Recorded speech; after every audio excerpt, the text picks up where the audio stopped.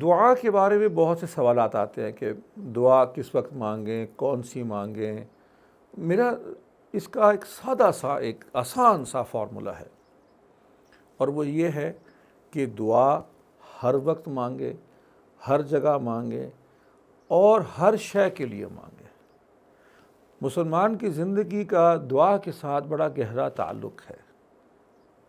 حدیث میں آتا ہے کہ دعا هو العبادہ او کما قال صلی اللہ علیہ وسلم، کہ دعا تو اصل عبادت ہی دعا ہے۔ تو دیکھیے نا، آپ جب کسی کو سلام کرتے ہیں تو کیا ہے؟ السلام علیکم کیا ہے؟ دعا ہے۔ آپ کہتے ہیں وعلیکم السلام، تم پہ بھی سلام کی، کیا ہے؟ دعا ہے۔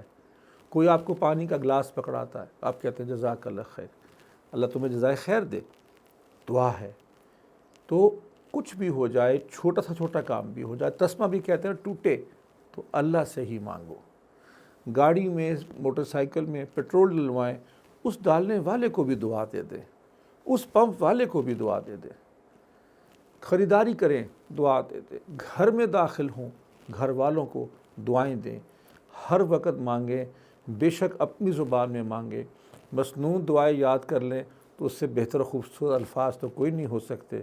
لیکن جب وہ یاد نہ بھی ہو تو اللہ تعالیٰ کو آپ کی بھی زبان آتی ہے۔ ہر وقت کوشش کریں کہ اس سے مانگنے کی حالت میں رہیں، اس سے ہی کہتے رہیں، اس سے ہی التجا کرتے رہیں، تاکہ یہ رشتہ مضبوط سے مضبوط ہو جائے۔ احادیث میں آتا ہے کہ دعا کے انداز کو حسین بناؤ، کیونکہ قیامت کے دن بھی کچھ اس طریقے سے ہی بات تمہاری ہوگی۔ اللہ تعالی ہماری دعاؤں کو قبول فرمائے اور تمام مسلمانوں کی دعائیں ان کے حق میں اور اپنوں کے حق میں قبول فرمائے۔